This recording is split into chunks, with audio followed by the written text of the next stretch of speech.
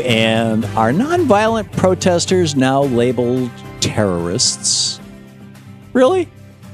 Corporations are trying to use the Patriot Act in ways that have nothing to do with Osama bin Laden, because the Patriot Act gives transnational corporations the power to snuff out the activism of anybody who opposes them. Terrorism, as it is commonly considered, is the use of violence against civilians to achieve any number of political ends: the destruction of the federal government, the overturning of Roe v. Wade, the restoration of a caliphate. If you try to kill people or succeed in killing people for a political purpose, you're a terrorist. If you blow up the Alfred P. Murrah Federal Building and kill 168 civilians like Tim McVeigh, you've committed an act of terrorism.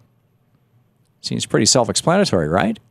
Well, not according to TransCanada Corp., the Canadian-owned energy conglomerate that is the backer of the Keystone XL pipeline extension.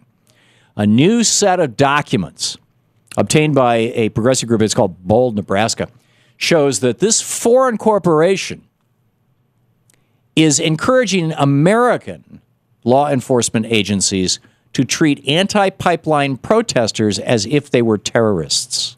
Yes, terrorists. The documents, which Bold, Nebraska got a hold of through a FOIA request, Freedom of Information Act request, were part of a briefing given to Nebraska law enforcement agents about the, quote, emerging threat, end quote, of groups like Tar Sands Blockade and Rainforest Action. And what are the terrorist activities that TransCanada is so concerned about? They include things like monkey wrenching, tree sitting, and tying yourself to a construction vehicle with a device called a dragon lock. If this seems familiar, it should, because what groups like Tar Sands Blockade are engaging in is classic civil disobedience. This is not terrorism, but this foreign corporation, TransCanada, wants American law enforcement agents to start looking at it like it is. By far the most damning document obtained by Bold, Nebraska, urges Nebraska authorities to consider using, quote, state or federal anti-terrorism laws prohibiting sabotage or terroristic acts against critical infrastructures, end quote. In other words, TransCanada thinks American police should treat blockading construction vehicles just like blowing up a bus in downtown D.C. And I would add, they think that, doing anything to harm a pipeline that's taking oil down to the Gulf Coast so it can be refined and exported is somehow critical infrastructure. I don't see how you can justify that definition. Now, on the other hand, if a group of Tar Sands Blockade's activists were, in fact, planning to, bomb TransCanada's Calgary, Alberta headquarters or assassinate its CEO, God forbid, then they would absolutely be terrorists. But right now, they're just protesters or vandals and should not be treated as terrorists. So what makes TransCanada think it can get the American police to treat people sitting in trees like Mohammed Atta? The Patriot Act. The U.S. legal code definition of terrorism was expanded to include a new meaning of domestic terrorism by Congress in 2001. This new definition considers domestic terrorism as, quote, activities that involve acts dangerous to human life that are a violation of the criminal laws of the United States or of any state, semicolon, appear to be intended to intimidate or coerce a civilian population, semicolon. I don't see the word corporation in there. To influence the policy of a government by intimidation or coercion, semicolon, or to affect the conduct of a government by mass destruction, comma, assassination, comma, or kidnapping, semicolon, and occur primarily within the territorial jurisdiction of the United States. Period, end of sentence. According to the ACLU, this definition, this is a verbatim quote from the ACLU, quote, this definition is broad enough to accompany the activities of prominent activists, campaigns, and organizations, end quote. In other words, given the right lawyer, TransCanada can convince a federal judge that monkey wrenching or tying oneself to a construction vehicle is dangerous to human life and intended to intimidate a civilian population.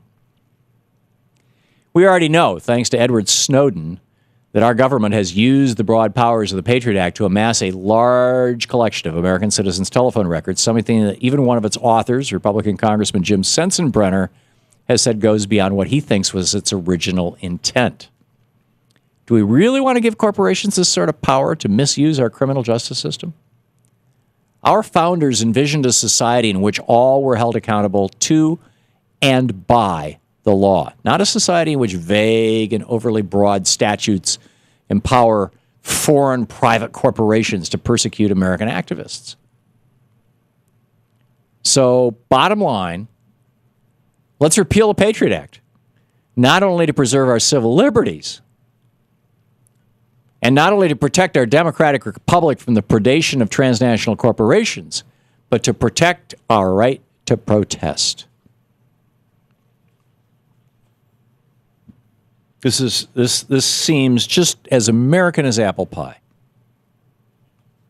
Tell me something that's more American as apple pie than protesting. We started as a protesting nation. In fact, we started as a protesting nation made up of people who were protesting religion. The Protestants. Think of that word, Protestant. It's actually normally pronounced as Protestant. In the early days of the Republic, there were very few Catholics, very few Jews, mostly Protestants, and atheists or deists or Quakers. People who were protesting the religious order.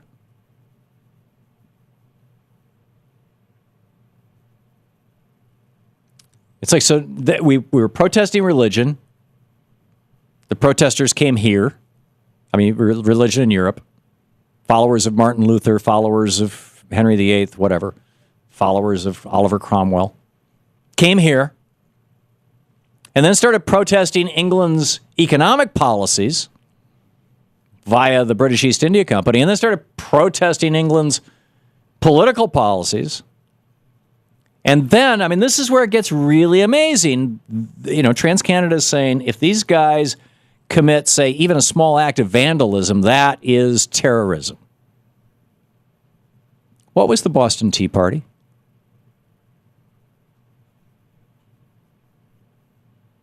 Seriously. They threw, in today's dollars, $1 million worth of tea into the Boston Harbor. And the British government overreacted. They passed the Boston Ports Act saying that if the city of Boston did not reimburse the British East India Corporation $1 million in today's dollars, back in those days it was something like 7,800 pounds or whatever, but that if they didn't reimburse them,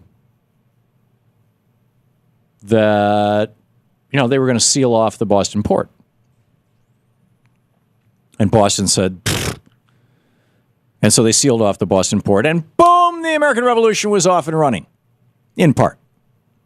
I mean, there were a few other intervening incidents, you know, the Boston Massacre and the Lexington and Concord and this, that, the other thing, but it really started there in the late fall, early winter of 1773 with a protest, an act of vandalism against a transnational corporation. Now, I'm not an advocate of, nor am I supporting vandalism.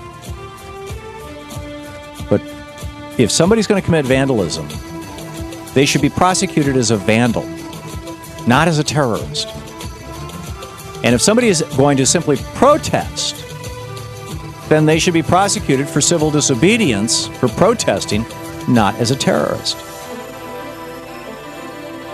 Can you imagine if Martin Luther King had been labeled a terrorist? This is the Thom Hartmann Program. I mean, I suppose there were people of his day who tried to call him that, but the fact of the matter is that the terrorists of that day were the Ku Klux Klan. They were actually killing people.